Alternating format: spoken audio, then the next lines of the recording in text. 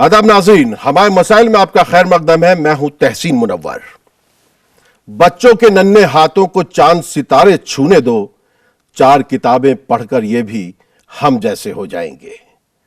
आज एक बहुत ही खास एपिसोड और बहुत ही खास जगह से हमारे मसाइल में आज हम स्टूडियो के अंदर जो आपको नजर आ रहे हैं, ये स्टूडियो जो है, हम खुशकिस्मत हैं कि मौलाना आज़ाद नेशनल उर्दू यूनिवर्सिटी में हम तालीम तो नहीं हासिल कर पाए, लेकिन यहाँ का जो मास कम्युनिकेशन डिपार्टमेंट है उसका ये बहुत ही खूबसूरत स्टूडियो है, जिसमें आज ये हमारे मसाइल की हमने जो है महफिल सजाई है। जब मैं कहता हूँ हमारे मसाइल की महफिल सजाई है, तो इसका मतलब ये नहीं है कि हम मसाइल सजा के बैठे हुए हैं, हम बल्कि मसाइल का जो है हल तलाश करना चाहते हैं। यहाँ के तलबा हमारे दरमियान है, लेकिन मैं जिन 4 अहम शख्सियात से आज बात करूंगा, बच्चों के हुकूक को लेकर बात करेंगे, हम चिल्ड्रन राइट्स पे बात करेंगे। क्योंकि हम मौलाना आज़ाद नेशनल उर्दू यूनिवर्सिटी में इस वजह से हैं कि यहाँ पर चाइल्ड राइट्स कन्वेंशन को लेकर, बच्चों के जो हुकूक हैं उनको लेकर एक वर्कशॉप हुई है, एक कन्वोकेशन हुआ है, एक सेमिनार हुआ है, जिसमें बच्चे भी बैठे, स्टूडेंट्स सारे बैठे हैं, यहाँ के टीचर्स बैठे हैं, मास मीडिया के स्टूडेंट और टीचर्स बैठे हैं, और ये गौर कर रहे हैं कि क्या किस तरीके से बच्चों के राइट्स को लेकर हम आगे बढ़ें ताकि उनके हुकूक जो है वो हम हासिल कर सकें, बच्चों को उनके हुकूक दे सकें, ताकि यही बच्चे जो कि पूरे समाज का मुस्तकबिल बनेंगे, इन बच्चों को आगे परेशानी ना हो। क्योंकि अगर आज इन बच्चों के साथ ज्यादती होती है तो ये बच्चे कल के लिए दुश्वारी बन सकते हैं। हमारे दरमियान बहुत ही 4 अहम शख्सियात मौजूद हैं। मैं सबसे पहले आपका तारुफ कराऊंगा। हमारे दरमियान मौजूद हैं मौलाना आज़ाद नेशनल उर्दू यूनिवर्सिटी के vice chancellor doctor Aslam Parvez sahab. हम आपका खैर मकदम करते हैं सर, बहुत बहुत शुक्रिया। आप इतने अपने बिजी शेड्यूल से हमेशा हमारे लिए वक्त निकालते हैं, और हम हैं कि सताने से बाज नहीं आते, फिर भी हम आपका शुक्रिया अदा करते हैं। हमारे दरमियान सोनिया सरकार साहिबा हैं, यहाँ पर बच्चों के जो हुकूक को लेकर ये जो यहाँ पर काम हो रहा है उससे जुड़ी हुई हैं, और ये पूरे देश पर और पूरे दुनिया पर बच्चों के हुकूक को लेकर इनकी नजर है। सोनिया सरकार साहिबा, आपका भी यहाँ पर हम खैर मकदम करते हैं। हमारे दरमियान इस्लामिक स्टडीज के प्रोफेसर मुफ्ती फ़हीम अख्तर साहब मौजूद हैं। हम आपका भी सर यहाँ पर खैर मकदम करते हैं, और हम आपसे जानना चाहेंगे कि इस्लाम ने बच्चों को वो क्या क्या हुकूक दिए हैं जो हम उनको नहीं दे पा रहे हैं। हमारे दरमियान मारूफ सहाफ़ी मुजफ्फर गजाली साहब भी मौजूद हैं। ये भी अक्सर यूनिसेफ के साथ जुड़े हुए हैं, उनके जरिए जो दूसरे काम हो रहे हैं उन पर जोर देते रहे हैं, और खुसूसी तौर पर बच्चों के राइट्स को लेके और जो तशद्दुद होता है बच्चों के खिलाफ और सेहत को लेके भी ये काम करते हैं। सर, मेरा सबसे पहला सवाल डॉक्टर असलम परवेज साहब आपसे ही है। जब हम बच्चों के हुकूक की बात करते हैं तो उनसे आप क्या समझते हैं? वो क्या सिर्फ तालीम से का मामला है, या सेहत का मामला है, या पूरे समाज का मामला है? मैं 2 बातें यहाँ अर्ज़ करना चाहूँगा जो मैं समझता हूँ। बहुत अच्छा हुआ आपने पहला सवाल मुझसे कर लिया, क्योंकि ये पहली चीज़ें हैं 2 जो मैं तवज्जो सबकी चाहूँगा। पहली बात तो ये है कि हक़ की लड़ाई हर इंसान खुद लड़ता है जी। जो बच्चा दुनिया में पैदा हुआ वो तो जानता ही नहीं हुकूक क्या है। दूसरी चीज़ ये है कि मैं ये समझता हूँ कि बच्चे का पहला हक़ एक सेहतमंद पढ़ी लिखी ज़हीन माँ है। वाह। जिसकी ज़िम्मेदारी उस फ़र्द के ऊपर है जो शादी करता है। तो पहली ज़िम्मेदारी, दुनिया में आने से पहले बच्चा ये हक़ मांगता है कि उसे एक ऐसी माँ चाहिए जिसका सिलेक्शन समाज करता है, वो लड़का करता है, वो फ़र्द करता है जो शादी के लिए जा रहा है, कि वो माँ जहनी तौर से और सेहतमंद हो, जहन से सेहतमंद हो, पढ़ी लिखी हो। वहाँ से हक़ की शुरुआत होती है। और उसके बाद बच्चा चूँकि माँ बाप से और समाज से अलग नहीं किया जा सकता, इसलिए बच्चे के हुकूक बुनियादी तौर से सबसे पहले माँ बाप के हुकूक के साथ चलते हैं, और उसकी ये लड़ाई माँ बाप ही लड़ सकते हैं अगर उन्हें ख़ुद समझ नहीं होगी कि इस बच्चे के हुकूक क्या हैं, इसको हम किस तरह एक अच्छा शहरी बना सकते हैं, इसकी ग्रूमिंग कैसे की जा सकती है, इसकी तरबियत कैसे की जा सकती है। तो उस वक्त मैं समझता हूँ कि बच्चे के हुकूक वो माँ बाप भी अदा नहीं कर पा रहे हैं। अच्छा सर, एक और ये बच्चे के जो हुकूक की हम बात करते हैं उसमें एक सवाल ये भी आता है कि कुछ बच्चों को पेट में ही मार दिया जाता है, तो हम वहीं से बच्चे का हक मारना शुरू कर देते हैं। आपको क्या लगता है? बेशक, और ये बहुत ही, मैं समझता हूँ कि कत्ल तो हर तरह का बुरा है, लेकिन हसरत उन बच्चों पे है जो बिन खिले मुरझा गए। ये बहुत ही भयानक कत्ल है, और ये एज ए साइंटिस्ट मैं कह सकता हूँ कि इस दुनिया में जो भी फ़र्द वजूद में आता है वो एक यूनिक जेनेटिक कॉम्बिनेशन के साथ आता है। उसको जो जीन्स मिलती हैं वो दुनिया में किसी को नहीं मिलती। तो एक नई क्रिएशन जो पता नहीं क्या चीज़ लेके आती, क्या कॉम्बिनेशन था, क्या क्रिएटिविटी थी, वो पता नहीं कौन शख्सियत बनता, उसको हमने उसका मौका दिए बिना उसको ख़त्म कर दिया, सिर्फ इस वजह से कि क्या हम उस जिम्मेदारी को नहीं निभा सकते, नहीं संभाल सकते। तो यकीनन ये पहला हक भी है, और उसमें मैं समझता हूँ कि अगर आज के डिस्कशन में हम इस बात को भी लेके चलें कि हमारे माँ बाप जो हैं, हमारे समाज के अफराद, ख़वातीन व हज़रात हमारे, वो कितने इक्विप्ड हैं, कितने वाकिफ़ हैं कि जब वो शादी के लिए सोचते हैं तो शादी से समझते क्या हैं। अगर वो जब औलाद की तवक्को रखते हैं तो क्या समझते हैं कि औलाद किस लिए चाहिए, क्योंकि हमारे गरीब तबके में औलाद इसलिए चाहिए कोई एक एडिशनल हैंड होगा अर्निंग के लिए। तो बहुत सारी चीज़ें हैं जो समझता हूँ बड़ा अच्छा ये प्रोग्राम है, इसमें यकीनन आप कवर करेंगे। चलिए, बहुत अच्छी बात है। और सोनिया जी, यूनिसेफ बच्चों के हुकूक को लेकर बहुत काम कर रहा है और आप लोग इस पे काम करते ही रहते हैं। जब मैं चिल्ड्रन राइट्स की बात करता हूं तो यूनिसेफ उसको क्या किस तरीके से पेश करता है और पूरी दुनिया में उसको किस तरह उसने आगे ले जाने की कोशिश की है? नवंबर 14 जो वर्ल्ड चिल्ड्रंस डे, नवंबर 14 से नवंबर 20 तक, ये पूरे वीक में अक्रॉस द वर्ल्ड हम चिल्ड्रन राइट्स मना रहे हैं। और चाइल्ड राइट्स के अंदर बहुत सारे सक्सेसेस हुए हैं अभी तक। फॉर एग्जांपल 1989 में जब वर्ल्ड पूरे विश्व में the child rights convention was signed, और उसके बाद India signed also, India became a party to it. उसके बाद हमारे जो सफलताएं हैं वो, फॉर एग्जांपल हमारे बहुत सारे under 5 mortality has reduced from 117 to 39. We have also got many more girls back to school. But हम अभी भी क्रॉस रोड्स, चौराहा पे खड़े हैं, और उस चौराहे पे हमें बहुत आगे जाना है बच्चों के लिए। तो यूनिसेफ और बहुत सारे पार्टनर्स, स्टेक होल्डर्स, मीडिया और ऐसे यूनिवर्सिटी ऑफ मास कम्युनिकेशंस के साथ काम करके हम ये एम्फेसाइज करना चाहते हैं कि बहुत कुछ रह गया है। फॉर एग्जांपल चाइल्ड मैरिज एक बहुत बड़ा मुद्दा है। 1.5 million girls still get married, 18 साल के कम उम्र के लड़कियां की शादी हो जाती है। या देयर इज 600,000 न्यूबॉर्न्स, मतलब नवजात शिशु जो पहले 28 दिन के अंदर उनकी मृत्यु हो रही है अभी भी। तो इन सब मुद्दों पर हम अभी भी काम कर रहे हैं, और चाइल्ड राइट्स कन्वेंशन एक बहुत सॉलिड बैकिंग देती है इन सब मुद्दों पर काम करने के लिए। मजहब जो है किस तरह, जैसे सोनिया जी ने बताया, डॉक्टर असलम परवेज साहब का तो बहुत कुरान वगैरह के ऊपर भी काम है, मैं आऊँगा आपके पास। तो मजहब कहाँ मददगार साबित हो सकता है? क्योंकि हमने सुना रसूल खुदा सल्लल्लाहु अलैहि वसल्लम की हदीस है कि यतीम का हक नहीं मानना चाहिए, और सबके हुकूक की बात इस्लाम करता है। लेकिन हम देखते हैं कि हमारे यहाँ जो है बच्चा मजदूरी बहुत है, बच्चे स्कूल कम जा रहे हैं, दूसरी परेशानियाँ, कैसे निपटेंगे? देखिए, जिस समाज में हम जब मज़हब की बात करते हैं तो हम ज़रा इस्लाम के हवाले से बात करना चाहेंगे। जिस समाज में इस्लाम आया था उसमें ये बात बहुत आम हो गई थी कि बच्चियों को ज़िंदा दफन कर दिया करते थे पैदा होने के बाद। और कुरान ने इसके बारे में बहुत सख्त स्टैंड लिया है, इतना सख्त स्टैंड लिया है कि उसने कहा है कि जो लोग ऐसा जुर्म करते हैं उनके माँ बाप से पूछा जाएगा तुमने ये जुर्म क्यों किया है, और वो बच्ची से भी पूछा जाएगा कि तुम्हारे साथ ये जुर्म क्यों किया गया है। और फिर अल्लाह के रसूल सल्लल्लाहु अलैहि वसल्लम ने उस ज़माने में लोगों की इतनी जहन साजी की, बच्ची को ऐसी रहमत करार दिया। आपने बताया कि जिसके घर में बच्ची पैदा हो और बच्ची की अच्छी तरबियत करे, तालीम दे, उसको शादी कर दे, अच्छा सलूक करे, तो वो मेरे साथ जन्नत में रहेगा। बच्चे के बारे में ये कहा गया और बच्ची के बारे में कहा गया है, जन्नत की ज़मानत दी गई है उसके बारे में, अपने साथ जन्नत में करीब रहने की बात कही गई है। इससे एक चेंज आया था उस समाज में, और जहाँ बच्ची को ज़िंदा दफन करते थे वहाँ बच्चियों को और बच्चों को बेहतरीन तालीम और तरबियत से आरास्ता करने लग गए थे। एक तो ये उस ज़माने में जहन साजी की गई। दूसरा ये किया गया कि कुछ स्टेटमेंट्स हैं हुजूर के, हदीस हैं, एक जुमला बड़ा अच्छा है, बहुत प्यारा, उसको हमें कोट करना चाहिए। हम बर्थडे मनाते हैं, अपने बच्चों को गिफ्ट्स देते हैं। जुमले में कहा गया है कि कोई भी पेरेंट्स अपने बच्चों को इससे बेहतर कोई गिफ्ट नहीं दे सकता कि उसकी बेहतरीन ग्रूमिंग करे, अच्छी तालीम दे, अच्छी तरबियत करे और अच्छा इंसान बना दे। बेशक। और कहा गया कि बच्चे को, एक माँ बाप की जिम्मेदारी ये बनती है कि बच्चा को पैदा होने के बाद से उसकी परवरिश अच्छी करें, उनको नाम अच्छा दें, उनको तालीम अच्छी दें, उनके साथ अच्छा सलूक करें। ये जुमला भी आता है कि बेटे के ऊपर बेटी को तरजीह ना दें, इक्वल ट्रीटमेंट करें, और उसके बाद उनकी अच्छी शादी कर दें। इसको सबसे बेहतरीन गिफ्ट कहा गया है।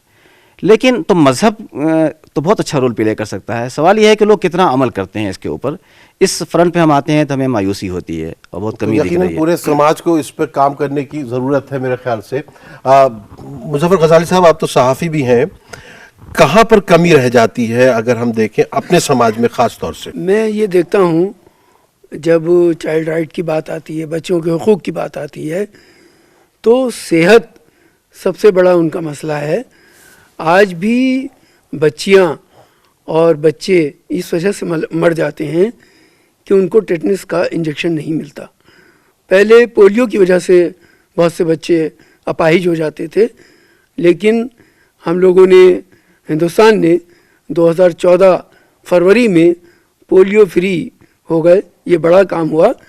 लेकिन अभी भी स्टंटिंग या भुखमरी ये एक बड़ा मसला है, क्योंकि बच्चे पैदा होने के बाद अगर उनको माँ का दूध नहीं मिलता तो वो बहुत बड़ा इशू है स्टंटिंग का, उनकी अदम ग़िज़ाइयत का। क्योंकि माँ के पहले दूध में जो गाढ़ा पीला दूध होता है उसमें बच्चों के लिए भरपूर ग़िज़ाइयत रखी गई है, लेकिन कहीं ना कहीं अंधविश्वास है, कुछ कमियां हैं, जिसकी वजह से वो दूध ज़ाया हो जाता है, बच्चों तक नहीं पहुंचता। उसमें बीमारियों से लड़ने की मुदाफ़ियती क़ुव्वत भी होती है। तो बच्चों को पहला गाढ़ा दूध मिलना चाहिए माँ का, फिर टीके मिलने चाहिए जो ज़रूरी हैं। ये बच्चों के सारे हुकूक में कि सेहत भी अगर उनकी आपको कायम रखनी है तो उसमें आप ये बच्चों की जो पैदाइश से लेके जो शुरुआत है वहीं से उनका जहन, उनकी सेहत मजबूत जब तक नहीं होगी तब तक हम कुछ नहीं कर सकते। नाज़रीन, यहाँ वक्त मुख्तसर वक्फे के बाद लौट कर आएंगे और हम कुछ लोग हमारे जो यहाँ पे स्टूडेंट्स भी बैठे हुए हैं ये भी कुछ सवाल करना चाहेंगे, ये भी सवाल करेंगे हमारे पैनल से, और हम देखना चाहेंगे कि आखिर इतने, देखिए मजहब भी इतनी सारी चीजें कह रहा है, मजहब इतनी सारी बातें कह रहा है, सब कुछ कह रहा है, लेकिन उसके बावजूद जो है ऐसा निकल के आ रहा है कि हम मान नहीं रहे हैं। वो यकीनन किसी मासूम का कातिल होगा, हमने उस शख्स को हंसते हुए कम देखा है। लौट कर आते हैं मुख्तसर वक्फे के बाद, कहीं जाइएगा नहीं।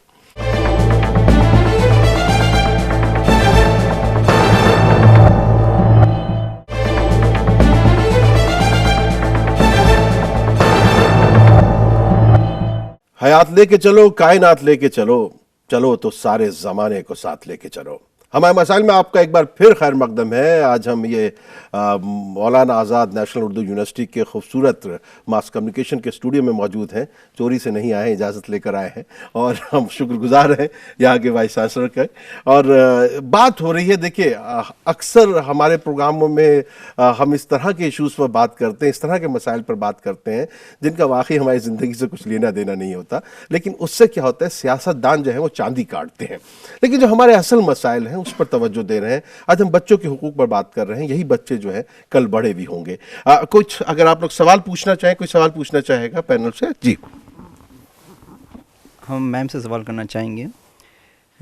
यूनिसेफ तो इंटरनेशनल लेवल पर काम कर रही है, मगर अभी हिंदुस्तान में ये देखा जा रहा है कि बहुत सारे मसाइल जो बच्चों से रिलेटेड है वो गांव तक, जो बहुत शहर से बहुत दूर गांव है, उस गांव तक वो अभी तक वो अच्छे तरीके से वो इशूज़ नहीं पहुंचे कि उसका हल कैसे निकाला जाए। तो यूनिसेफ वहाँ तक कब तक पहुंचेगी, जैसे बिहार यूपी में जो गांव है वहाँ तक? और मैं भी फिर उस पर सवाल करूंगा कि सिर्फ क्या यूनिसेफ की ही जिम्मेदारी है या गांव समाज की, शहर की, रियासती सरकारों की, हुकूमतों की भी कुछ जिम्मेदारी है? जी सोनिया जी। तो मैं जैसे आज जब हम बात कर रहे थे मौलाना आज़ाद नेशनल यूनिवर्सिटी के मैस मीडिया के स्टूडेंट्स के साथ कि आप लोगों ने पब्लिक हेल्थ जर्नलिज्म कोर्स अभी कंप्लीट किया है, तो हम मीडिया के साथ आगे चलकर और दूसरे जो स्टेक होल्डर्स हैं, सिविल सोसाइटी है और रिलीजियस लीडर्स हैं, ऑफ कोर्स गवर्नमेंट और state government and national government, इन सब के साथ मिलकर काम कर रहे हैं ताकि हम दूर दूर ज़िलों तक पहुँचे। और नीति आयोग ने कुछ एस्पिरेशनल डिस्ट्रिक्ट्स का लिस्ट भी शेयर किया हुआ है सारे ऑर्गेनाइजेशंस के साथ, तो हम उनके साथ भी मिलके काम कर रहे हैं। वन एग्जांपल इज़ कि इंटेंसिफाइड मिशन इंद्रधनुष जो है, वो मिशन इंद्रधनुष के ऊपर हम फर्दर इंटेंसिफिकेशन कर रहे हैं ताकि हम उन ज़िलों तक पहुँचे जहाँ पे 10 मिलियन चिल्ड्रन छूट जाते हैं, उनको इम्यूनाइजेशन नहीं मिलता, इस कारण उनकी मौत हो जाती है 5 साल होने से पहले। तो ऐसे जगहों पे हम काम कर रहे हैं गवर्नमेंट के साथ एंड बहुत सारे स्टेक होल्डर्स के साथ। मीडिया एक बहुत इंपॉर्टेंट रोल इसमें प्ले कर सकती है। असलम परवेज साहब, जैसे वो बच्चे ने बात की, सवाल मेरा यह है कि हम कहाँ नाकाम हो रहे हैं, क्योंकि अगर हम देखें दिल्ली जैसी जगह में 2017 की मैं एक रिपोर्ट देख रहा था, हर दिन 20 जो हैं वारदातें तशद्दुद की बच्चों के खिलाफ होती रहीं। 2017 की है। पूरी दुनिया में 1 बिलियन बच्चे जो हैं लास्ट ईयर जो हैं वो तशद्दुद का शिकार हुए हैं। तो क्या हमारा एहसास मर चुका है, या हम लोग बेहिस हो चुके हैं, या ये समाज जो है वो बच्चों को कुछ समझता ही नहीं है? शुक्रिया। मैं असल में अपनी बात को वहीं से शुरू करूंगा कि इस प्रोग्राम में शरीक एक साथी ने जो सवाल किया कि यूनिसेफ कितना काम कर रहा है, मैं वहीं पे इस सवाल को इस रुख से देखना चाहता हूं कि देखिए, अफराद समाज को बनाते हैं, तो समाज की जिम्मेदारी अफराद पे भी है और आप उससे नहीं अपने आप को अलग हो सकते। आप इसका मज़हब से भी ताल्लुक़ बनाते हैं, लिंक बनाते हैं, और ये हकीकत है क्योंकि हर मज़हब ने अपने यहाँ अपनी टीचिंग्स में ये बात करी है। अगर मैं इस्लाम की बात करूं तो इस्लाम ने जिस अंदाज से एहसान करने का तसव्वुर रखा है और ये कहा है कि अल्लाह की रहमत मोहसिनीन के करीब है, यानी डू गुड टू ऑल, हर एक के साथ अच्छा करना है। ईता ज़िल क़ुरबा का है कि जो कुछ आपके पास है दूसरों से शेयर कीजिए। हुवल्लज़ी खलक़ लकुम मा फ़िल अर्दि जमीआ, तुम्हारा रब वो है जिसने ज़मीन का सब तुम सबके लिए बनाया है। तो रिसोर्स शेयरिंग की जो कंसेप्ट हमें इस्लाम देता है, तो उसके तहत मैं क्यों नहीं अपने पड़ोस के इलाके के मोहल्ले के बच्चों के लिए कुछ सोचता। हमारे यहाँ मुझे एक बड़ी वजह ये लगती है कि देखिए, आज बच्चों के साथ या औरतों के साथ जो लोग जुल्म करते हैं वो भी कभी बच्चे थे। उनको अगर सही तरह की तरबियत मिली होती, एक विशा सर्किल है, बिल्कुल सही बात। अगर उन्हें सही तरबियत मिली होती तो आज वो ऐसे नहीं होते। आज के ज़माने में अगर ऐसे लोगों की तादाद बढ़ रही है तो इसका मतलब है कहीं ना कहीं पेरेंट्स की तरफ से ग्रूमिंग की कमी हो रही है। टीचर्स, क्योंकि 2 इंस्टीट्यूशंस हैं जो ग्रूम करते हैं, पेरेंट्स और टीचर्स, वालिदैन और असातिज़ा। ये दोनों, मुझे अब ऐसा लगता है, क्योंकि मैंने भी बच्चों की तरबियत की है अपने, और मैं दर्स व तदरीस से जुड़ा हुआ भी हूँ, टीचर हूँ, आज भी टीचर हूँ। मुझे ऐसा लगता है कि हम लोग अपनी जिम्मेदारियों को समेटते चले जा रहे हैं। आज के टीचर का बड़ा कंसर्न ये होता है कि सिर्फ अपनी क्लास लें, कोर्स पढ़ाएं, चले जाएं, और ये सिचुएशन बेसिक स्कूल से, बल्कि स्कूल्स में तो कहीं कहीं टीचर्स होते भी नहीं हैं, फिक्टिशियस टीचिंग होती है, फिक्टिशियस स्कूल होते हैं। पेरेंट्स जो हैं वो बच्चे पे इतनी तवज्जो नहीं दे पाते क्योंकि वो खुद ट्रेंड नहीं होते। ऐसे में जो यहाँ के जैसे शुरका हैं, जो पढ़ा लिखा हमारा तबका है या जो दीनदार तबका है, क्योंकि आप जिस मिंबर से खड़े होकर खुतबा दे रहे हैं, तो कुरान तो ये कहता है कि तुम वो क्यों कहते हो जो तुम नहीं करते। अल्लाह के नज़दीक ये नहायत नापसंदीदा बात है कि तुम वो कहो जो तुम नहीं करते। तो मैं अगर मिंबर से प्रीचिंग कर रहा हूँ कि सबके हुकूक दो या बच्चों का ख्याल रखो, तो मिंबर से उतरने के बाद हफ्ते के 7 दिन में मैं भी अपने इलाके और कम्युनिटी में काम कर रहा हूँ या नहीं कर रहा। नहीं कर रहा तो कहता क्यों हूँ। तो हमारे यहाँ समहाउ मुझे ऐसा लगता है कि वो जो एहसास ज़िम्मेदारी है समाज के तई, इंसान की इंसान से दोस्ती है, इंसान से साथ का अटैचमेंट है, उसमें कमी आई है। जो इंस्टीट्यूशंस हमें ट्रेन करते थे, टीचिंग बिल्कुल एक कमर्शियल काम हो चुकी है, क्योंकि आज एजुकेशन का मकसद सिर्फ ये है कि हम एक सिस्टम के पुर्जे बना सकें जो अच्छी नौकरी करें, अच्छा कमाएं और अच्छा लाइफ गुजार लें। धर्म जो है वो सियासत की नज़र हो गया है, तो ना वैल्यूज़ एजुकेशन में मिल रही हैं, ना वैल्यूज़ धर्म में मिल रही हैं। ये वैल्यूज़ थी जो बच्चों की और समाज की और औरतों की हिफाजत किया करती थी। तो ये एक बहुत बड़ा सवाल है कि वैल्यू सिस्टम को हमें समाज में फिर से लेके आना है, चाहे टीचिंग के रास्ते से लाएं, चाहे धर्म के रास्ते से लाएं। जब तक नहीं लाएंगे ये मसले बढ़ते चले जाएंगे। तो लाएगा कौन? सवाल इस बात हम लोग जो यहाँ मौजूद हैं, हम में से हर एक को अपनी जिम्मेदारी निभानी है, और सिर्फ अपने घर के लिए नहीं निभानी, अपने पड़ोस के लिए, अपने सर्किल के लिए। अब जैसे ये जर्नलिज्म के बच्चे हैं, ये जर्नलिस्ट हैं, तो आप लिखेंगे किसके लिए? जो पढ़ सके। जो पढ़ भी नहीं रहा उसका क्या करेंगे? तो can we have journalist on foot, वो वॉलंटियर्स जो लोगों के बीच में जाएं और जो पढ़ नहीं सकते उन्हें ज़बानी बताएं। मैं नहीं समझता कि इससे बड़ी कोई खिदमत हो सकती है, and this is very much needed. लेकिन अब तो खैर, क्योंकि सोशल मीडिया के आ जाने के बाद अब क्या खबरें रोकेगा, अब खुद ही अखबार हैं लोग, वो वाली वो है। कोई और सवाल पूछना चाहेंगे? जी बेटा। अस्सलाम वालेकुम सर।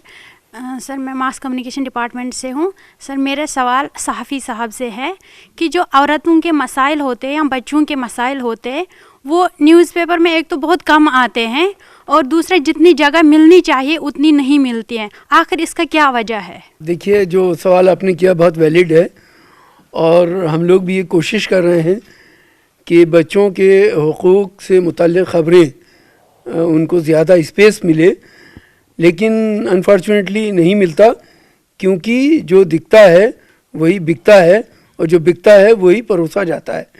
तो हमारी कहीं ना कहीं मीडिया पर्सन होने के नाते उन ख़बरों पे ज़्यादा तवज्जो होती है जो समाज में कुछ सेंसेशन पैदा कर सकें और उसकी टीआरपी ज़्यादा मिल सके।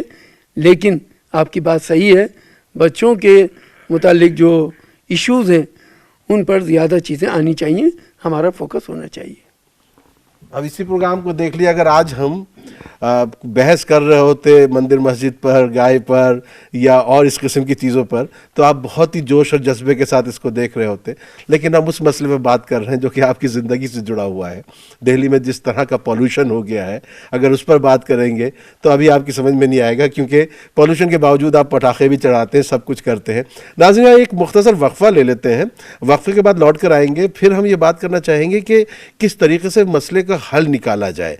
हम बच्चों के राइट सब जानते हैं, बच्चों के क्या हुकूक हैं, वही इंसानी हुकूक हैं जो हम सब के हैं। लेकिन बच्चे क्योंकि कमज़ोर होते हैं और वो जो है अगर उनके ख़िलाफ़ कोई बात होती है तो बच्चे जो हैं वो यकीनी तौर पर टूट जाते हैं। अगर वो टूटेंगे तो आगे आने वाला देश का, समाज का, दुनिया का मुस्तकबिल टूट जाएगा। लौट कर आते हैं इस मुख्तसर वक्फे के बाद।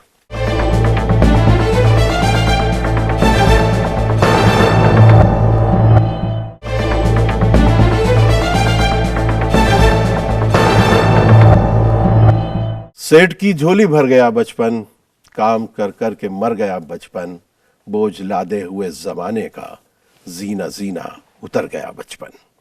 हम उस समाज में हैं जहां बच्चों से मजदूरी कराई जाती है।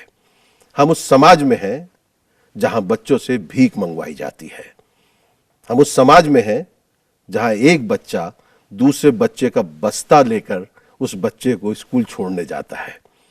बड़ा ही तजाद है हमारे समाज में, और ये वो समाज है जो तमाम फिक्र करता है, हर तरह की बात करता है, हर तरह की बहस करता है। उसको अपनी फिक्र भी है, उसको अपनी तमाम फिक्र हैं, मगर उसे समाज की फिक्र नहीं। अगर गौर से देखिए तो हम किस तरह के समाज की बुनियाद डाल रहे हैं।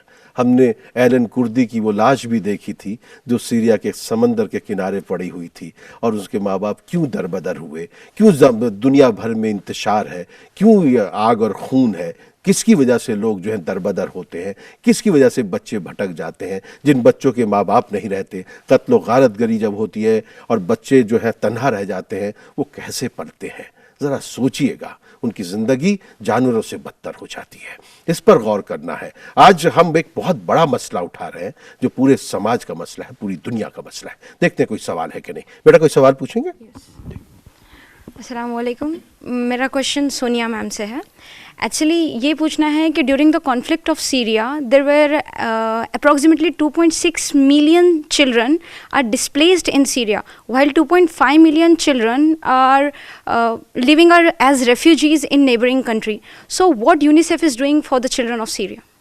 बहुत अच्छा सवाल है सोनिया जी। जब हम बात करते हैं, ये मुझे कभी कभी ऐसा महसूस होता है कि हमारे जितने भी डिस्कोर्स हैं, हमारी जितनी भी बातें हैं, वो सिर्फ जो है हम कुछ या तो उस तरीके से नहीं कर रहे जिस तरह होना चाहिए, चाहे मज़हब हो चाहे समाज हो। हम असल इश्यूज़ की तरफ नहीं जा रहे हैं। आपको क्या लगता है? A child is a child everywhere, and the Child Rights Convention also guides us when we are working for anywhere in the world. We are guided by the principles of the Child Rights Convention. तो चाहे Syria हो, चाहे कहीं पे भी पूरे world में, wherever children are there, we work with civil society organizations there. And while I will not be able to comment on Syria, but I do know कि हम ऐसे situations में We work with civil society organizations over there in order to build, empower the children, empower the NGOs, so that they can build safe spaces for them. Psychologically, we can work with them so that the children do not feel traumatized, and we also try to empower the youth over there so that they can contribute in rebuilding a peaceful society. बहुत अच्छी बात है। फ़हीम अख्तर साहब, जो बात बच्ची ने कही है उसी को मैं आगे बढ़ाता हूँ। हम देखते हैं कि मुख्तलिफ ममालिक में जहाँ पर भी कॉन्फ्लिक्ट है, आप पूरा वेस्ट एशिया देख लीजिए, खलीज में देख लीजिए, आप यमन चले जाइए, इराक़ में चले जाइए, आप अफ़गानिस्तान जाइए, अभी जो अल बगदादी मारा गया तो वहाँ पे भी हम देखते हैं कि बच्चों को कहीं ना कहीं का सहारा लिया गया। लेकिन ये तमाम चीज़ें अगर कुल मिला के देखा जाए तो जंग किसी भी सूरत में हो, वो आखिरकार पूरी दुनिया का नुकसान करती है। सब मिल बैठकर इसको क्यों नहीं हल कर लेते हैं? देखिए, जंग तो जंग है, आग जब लगती है तो सबको जलाती है। अब वो मसला जो आपने सवाल पूछा उसका ताल्लुक सिर्फ बच्चों से नहीं रह जाता है, पूरी आबादी तहस नहस हो रही है, पूरा इलाका रहने के लायक नहीं हो रहा है। पोल्यूशन का मसला पूरी दुनिया के लिए पैदा हो रहा है वहाँ से, जिस तरह के असलहों का इस्तेमाल हो रहा है। जंग क्यों हो रही है दुनिया जानती है। जंग को हल करना चाहें तो हल भी हो सकता है। हम फिर अगेन उस ज़माने की मिसाल दूंगा जब हर तरफ जंग ही हुआ करती थी। उस ज़माने के लिहाज से जंग होती थी, 40-40 बरस तक जंग चलती थी, नस्लें इंतकाम लिया करती थीं। कौन सी चीज़ थी जिसने पूरा चेंज कर दिया, दिलों में मोहब्बत पैदा कर दी? देखिए, मैं असल हल की तरफ आना चाहूँगा। 2 चीज़ें हमें करनी होंगी। आज हम तालीम की बात करते हैं। तालीम किस चीज़ का नाम है?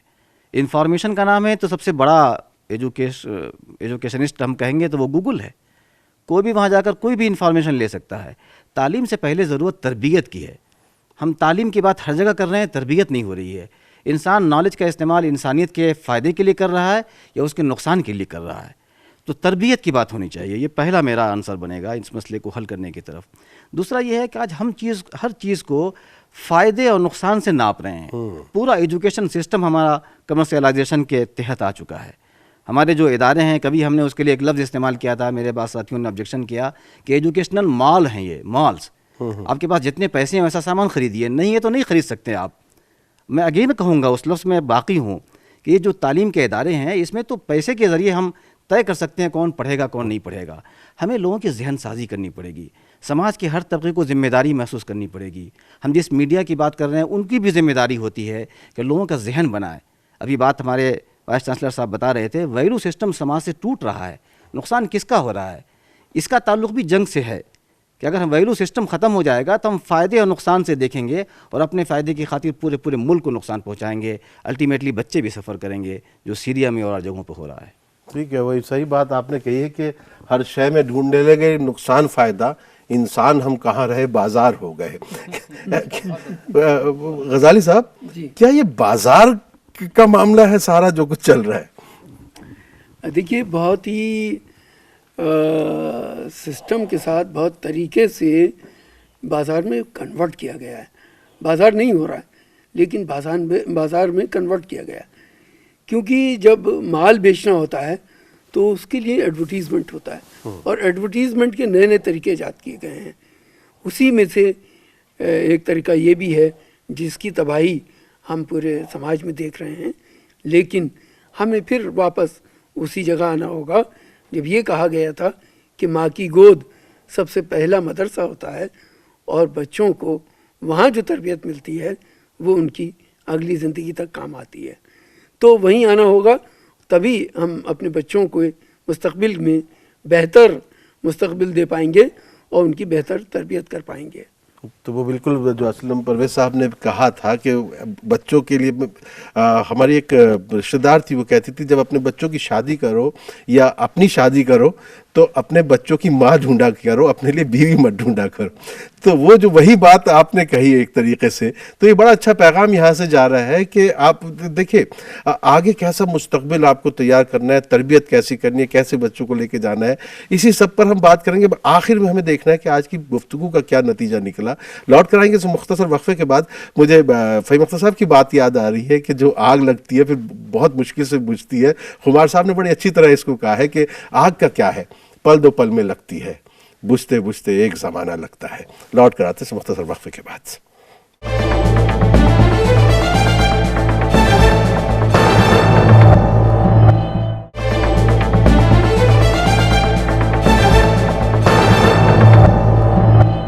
नाज़रीन, हमारे मसाइल में आपका एक बार फिर खैर मकदम है। ये आखिरी सेगमेंट है और आज हम बात कर रहे हैं बच्चों के हुकूक को लेकर। जब हम बच्चों के हुकूक की बात करते हैं तो हम अगर देखा जाए तो इंसानी हुकूक की बात करते हैं। किसी और को कोई सवाल पूछना है? जी, अस्सलाम वालेकुम। मेरा सवाल ये है कि चाइल्ड लेबर से लेकर चाइल्ड ट्रैफिकिंग तक और चाइल्ड ट्रैफिकिंग से वहाँ से लेकर जो इस वक्त ड्रग एडिक्शन है बच्चों में, और वहाँ से लेकर जो इस वक्त बच्चों के ख़िलाफ़ जो जिनसी तशद्दुद हो रहा है बड़े पैमाने पर, क्योंकि उसमें अहम रोल अदा कर रहा है वो है अखलाक-सोज़ वेबसाइट्स। तो एक सर्वे के मुताबिक 11 साल की उम्र तक ज़्यादातर बच्चे उन अखलाक-सोज़ वेबसाइट से मुतारिफ़ हो चुके होते हैं। तो मेरा सवाल ये है कि सोनिया मैम से और डॉक्टर मोहम्मद फ़हीम अख्तर नदवी साहब से और वीसी सर से, इन तीनों से मेरा ये सवाल है कि यूनिसेफ के पास या मजहबी इदारों के पास उनके लिए कौन कौन से काउंसलिंग के इदारे हैं जिनसे उनकी सही काउंसलिंग की जाए और ताकि इन बुराइयों से महफूज रहा जाए। बहुत अच्छा सवाल पूछा है इन्होंने सोनिया जी। सोशल मीडिया का एक बहुत बड़ा नुकसान भी ये है कि सोशल मीडिया हमें गलत समत ले जाती है, और एक फ़ायदा भी ये है कि हमें सही रास्ता भी दिखाती है, लेकिन चुनना हमको है। आप क्या कहना चाहती हैं? तो 1989 में जब चाइल्ड राइट्स कन्वेंशन के सिग्नेचर हुआ था और अभी तब तक बहुत सारे चेंजेस हुए हैं वर्ल्ड में। The world has transformed digitally also.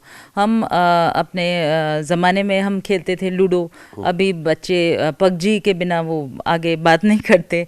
तो ये सब इस सिचुएशन में पेरेंट्स को एंड जो ड्यूटी बेयरर्स हैं, तो चाइल्ड राइट्स कन्वेंशन यही बोलता है कि आप duty bearers, media is a duty bearer, parents, people from the civil society, government, everybody is a duty bearer। वो डिजिटल सेफ्टी का डेफिनेटली बहुत इम्पोर्टेंस है, क्योंकि जब बच्चों को हम इंटरनेट पे एक्सपोज करते हैं तो वो एक पूरा वर्ल्ड ओपन हो जाता है उनके पास। एंड जैसे हम उनको एजुकेशन दे सकते हैं थ्रू द इंटरनेट, वैसे ही बहुत सारे सेफ्टी मेजर्स भी हमें उनको साथ साथ बताना पड़ता है। एंड जैसे हम गूगल के साथ मिलकर डिजिटल सेफ्टी के बहुत सा एक बुकलेट हमने बनाया है जो पेरेंट्स को हम ऑनलाइन भी अवेलेबल है, ताकि digital bullying, cyber safety and many other such social media में जब एडोलेसेंट्स आते हैं तो वो बहुत शौक से अपने पर्सनल इन्फॉर्मेशन शेयर करते हैं। बट अगर हम पहले से ही उनको ये इन्फॉर्मेशन दे दें, and that is both in schools, colleges, those who are out of schools also, we can inform them, then बहुत अच्छी तरीके से हम उनको प्रोटेक्ट कर सकते हैं। And yes, there is a lot of work that UNICEF is doing on digital safety. ठीक है। असलम साहब, बच्चों को किन चीज़ों से बचना चाहिए सोशल मीडिया पर, आपको क्या लगता है?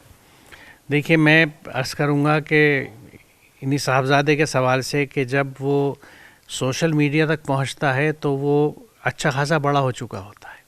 उससे पहले का पीरियड अगर उसका वैक्यूम में है तो वो पिक करता है गलत चीज़ें, लेकिन उससे पहले के पीरियड में जो माँ बाप एक सेल फ़ोन अफोर्ड कर सकते हैं, वो अगर बच्चे को ग्रूम नहीं करते, तरबियत नहीं करते, उसे अच्छा बुरा नहीं सिखाते, तो वो यकीनन उस बच्चे के कातिल हैं, उसको मार रहे हैं। क्योंकि मैं ऐसा समझता हूँ कि सोशल मीडिया एक ऐसी चीज़ है जिसको आप पुलिसिंग नहीं कर सकते। You have to empower and equip your child. आपको बच्चे को बुरा भला समझाना है, सिखाना है, और थ्रू वैल्यूज़ होता है। वो वैल्यू सिस्टम्स आपके यहाँ सोशल कस्टम्स में इनग्रेंड हो या वो आपके मज़हब का, दीन का, धर्म का हिस्सा हो, इतनी स्ट्रॉन्ग फॉर्म में हो कि बच्चा ये फ़ैसला करे कि जो मेरे लिए ठीक है मुझे वही करना है और जो मेरे लिए ठीक नहीं है वो नहीं करना। और बच्चे जो हैं, जो एक कंसेप्ट थी हमारे यहाँ, ये भी मैं यहाँ शेयर करना चाहूँगा नाजरीन से, कि ये लफ्ज़ बच्चा जो है यह बहुत बड़ा हो चुका है और बूढ़ा होने लगा है, क्योंकि अब बच्चे का ब्रैकेट बहुत छोटा हो गया। 5 साल तक का बच्चा बहुत समझदार होता है, तो उस स्टेज में ग्रूमिंग बहुत ज़रूरी है बच्चे की। और फॉर दैट मैं ये अर्ज़ करूँगा आखिर में कि हमें बच्चे को हुकूक दिलाने के लिए जो वुड बी पेरेंट्स हैं, जो कल के वालिदैन हैं, उनको तैयार करना है, उनको ग्रूम करना है, क्योंकि उनके पास कुछ होगा जब ही अगली नस्ल को देंगे। सही बात है, वो देंगे आज क्या? बिल्कुल खाली हाथ वालिदैन हैं, उनके पास बच्चों को देने के लिए कुछ नहीं है, इसलिए उसे जहाँ से जो कूड़ा कचरा मिलता है उठा लेता है और अपनी सेहत ख़राब करता है, जिस्मानी भी और जहनी भी। सही बात है। फ़हीम साहब, मुश्किल ये हो रही है कि आजकल के वालिदैन जो है फाइनेंसर हो गए हैं, वो बच्चों के वालिदैन कम रहे हैं, वो उनकी हर ज़रूरत पूरी कर देंगे, उन्हें पैसा दे देंगे, उनका सामान, उनका खर्च सब कुछ उठा लेते हैं, बस उनके पास वक्त नहीं है। तो आप के क्या इस सूरत में क्या हमारे जो इंस्टीट्यूशंस हैं, रिलीजियस इंस्टीट्यूशंस जैसे हमारी मसाजिद हैं, मदरसे हैं, क्या वहाँ पर ये तरबियत हो सकती है कि नहीं हो सकती? नहीं, आपने बहुत अच्छी बात कही है। सही बात है कि आज पेरेंट्स भी ये देख रहे हैं कि बच्चे उनको क्या दे सकते हैं, और शायद इसी का नतीजा है कि बच्चों की हर ख्वाहिश तो वो बचपन में पूरा कर रहे होते हैं, लेकिन जब उनको बच्चों की ज़रूरत पड़ती है तो बच्चे फिर उनको नहीं देखते हैं। और ऐसे पेरेंट्स हमारे सामने अब आ रहे हैं जो फिर खुद रोते हैं कि हमने बच्चों को क्या सिखाया, क्या दिया है। देखिए, आपने सही कहा, इसमें मजहबी इंस्टीट्यूशंस अच्छा रोल अदा कर सकते हैं, वो ऐसे पेरेंट्स की जहन साजी कर सकते हैं। मुश्किल ये है कि अब घर में जो हमारी औरतें हैं, ख़वातीन हैं, उनका एक्सेस नहीं रह गया है, वो ऐसे इदारों तक नहीं पहुंच पा रही हैं, उनके लिए इस तरह के प्रोग्राम्स नहीं हो रहे हैं जहां पर उनकी जहन साजी हो।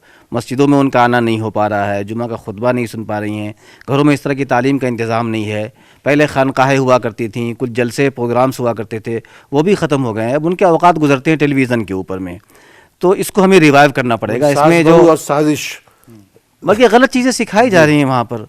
और दूसरा मैं ये कहूँगा कि जो पेरेंट्स हैं उनको सोचना होगा कि अगर उनके बच्चे उनके लिए एसेट बने इंसानियत के नुक्ते नज़र से, तो वो अपना वक्त बच्चों पर दें।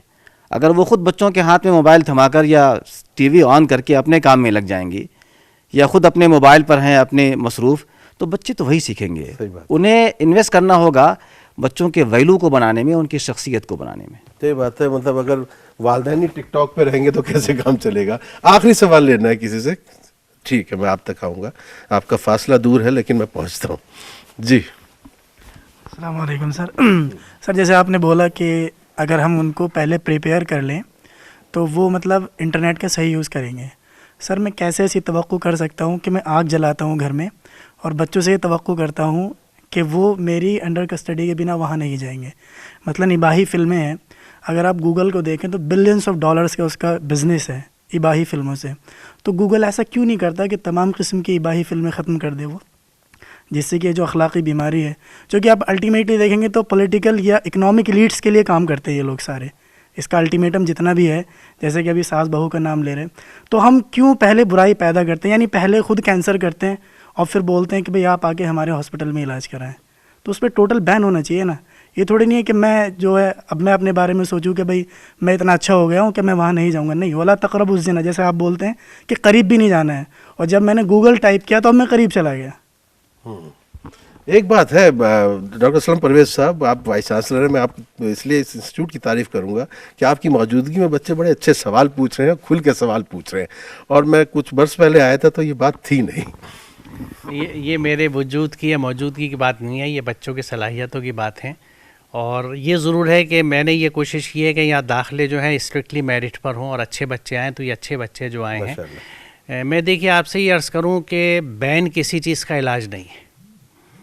किसी चीज़ को बढ़ावा देना हो तो उसे बैन कर देना चाहिए, आप बैन नहीं कर सकते। मैं फिर आपसे कहूँगा, और आपने जो हवाला दिया वाला तक़रब ज़िना वाला, तो वहाँ ज़िना को तस्लीम करता है कुरान, ये हकीकत है। आपसे कहता उसके पास मत जाइए, तो ये भी एक हकीकत है जैसे हम तस्लीम करें कि ये सोशल मीडिया है, ये इंटरनेट है, इसके पास जाना नहीं है, या जाना है तो किस तरह इस्तेमाल करना है। वो सीधी सी बात है कि अगर बच्चे को आप बुनियादी तौर से बचपन से अच्छे बुरे की तमीज़ सिखाएंगे, दूसरे वो भी आपका सोशल मीडिया का इस्तेमाल देखेगा, महदूद देखेगा। जैसे जो बात अभी फ़हीम साहब ने जिक्र करी कि मैं अगर ख़ुद मुस्तकिल मोबाइल पे लगा हुआ हूँ तो मैं कैसे अपने बच्चे को सोशल मीडिया से रोकूँगा।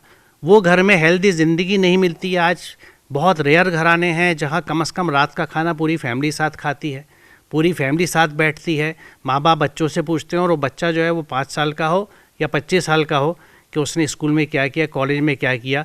देखिए, अगर वो स्टोरीज़ आपस में शेयर कर रहे होते तो टिकटॉक्स ना चलते, शेयरिंग द स्टोरी नहीं चलती, ये इंसानी फितरत है, वो किसी से कुछ कहना चाहता है, दिल हल्का करना चाहता है, कोई कंधा चाहता है रोने के लिए, वो कंधे आज वर्चुअल वर्ल्ड में मिल रहे हैं, क्योंकि रियल वर्ल्ड के कंधे ख़त्म हो चुके हैं। रियल वर्ल्ड में वो कान ख़त्म हो चुके हैं जो आपकी बात सुनते थे, वो वालिदैन, वो बहन भाई, वो दोस्त, हमें उनको वापस लाना होगा। किस तरह से? खुद वैसा बन के, मैं ऐसा दोस्त बनूं, मैं ऐसा नौजवान बनूं कि मैं अपने साथियों से उनकी बातें सुनूं और उसको फिर कहीं पे एक्सप्लॉइट ना करूं।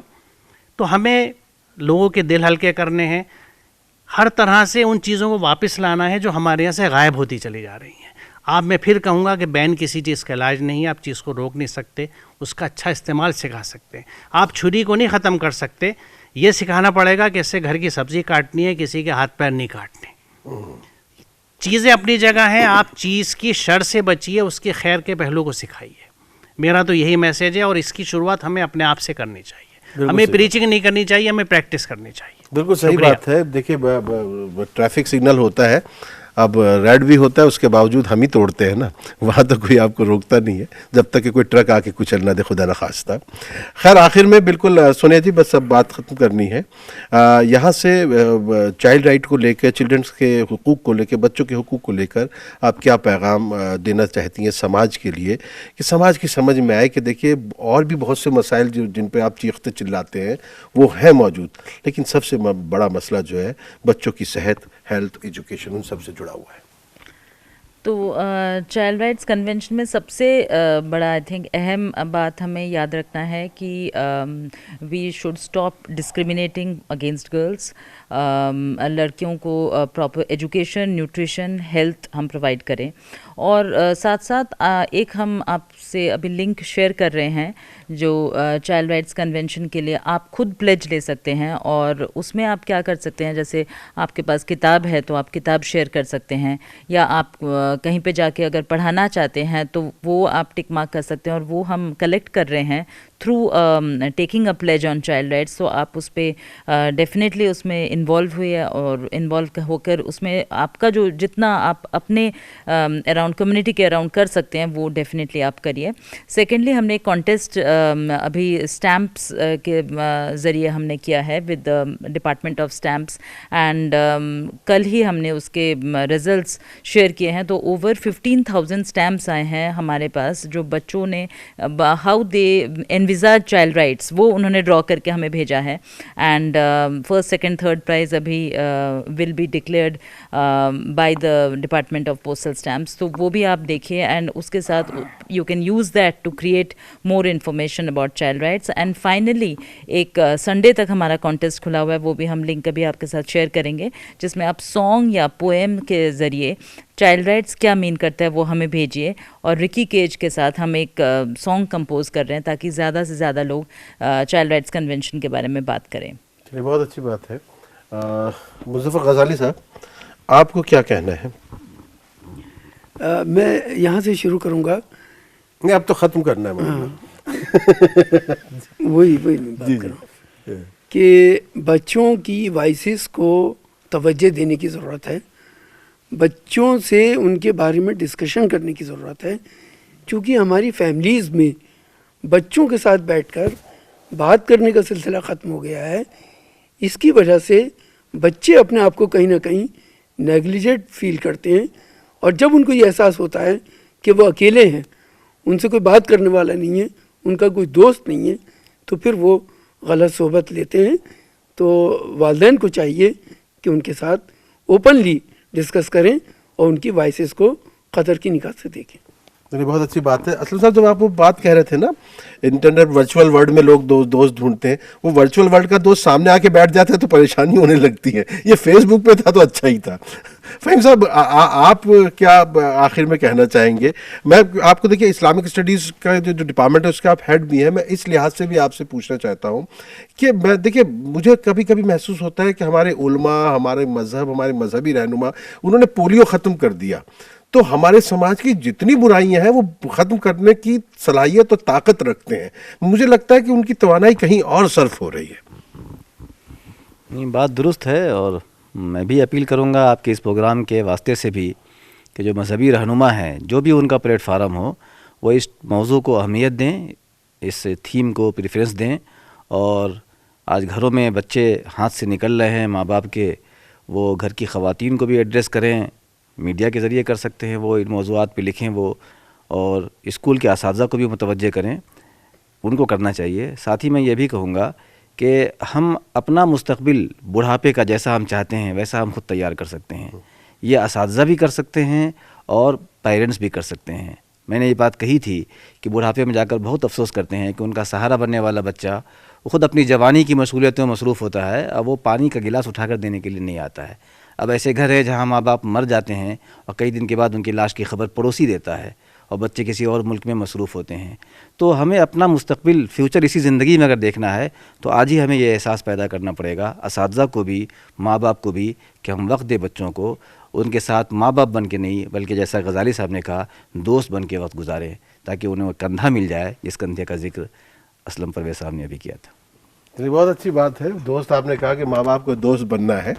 एक बच्चे से उसके वालिद ने कहा था कि अगर तू फेल हो गया तो आज से जो है मैं तेरा बाप नहीं रहूँगा। तो शाम को बच्चा आया, बाप ने पूछा कि बेटा क्या रिजल्ट रहा?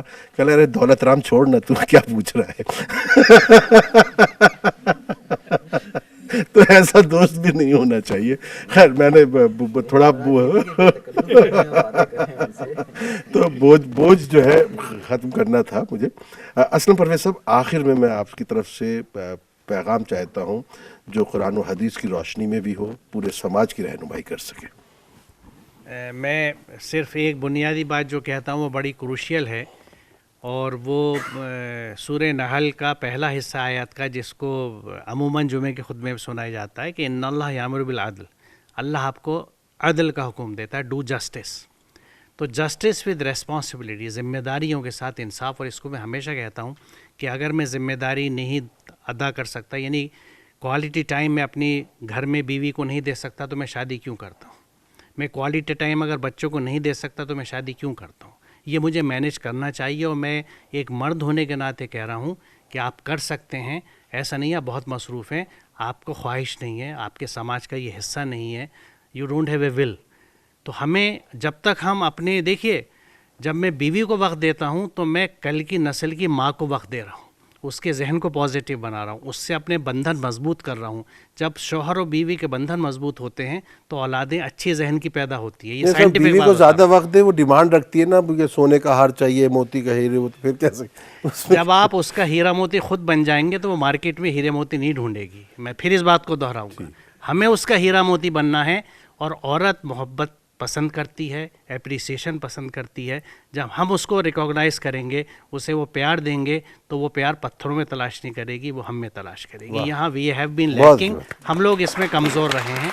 रिश्ते मजबूत कीजिए, इंसाफ कीजिए अपनी ज़िम्मेदारियों के साथ, रिश्तों के साथ। अगर आप जस्टिस करेंगे, बी ए जस्ट सोसाइटी, बी ए जस्ट इंडिविजुअल, सारे मसले हल हो सकते हैं। चलिए, बहुत नाज़रीन, देखिए बहुत अच्छी बात निकल के आई है सामने। तो हम जो बात कह रहे थे, जो असलम परवेज़ साहब ने भी बात कही है, सभी ने यहाँ पर बात कही है। देखिए, हमने शुरू किया था बच्चों के हुकूक को लेके।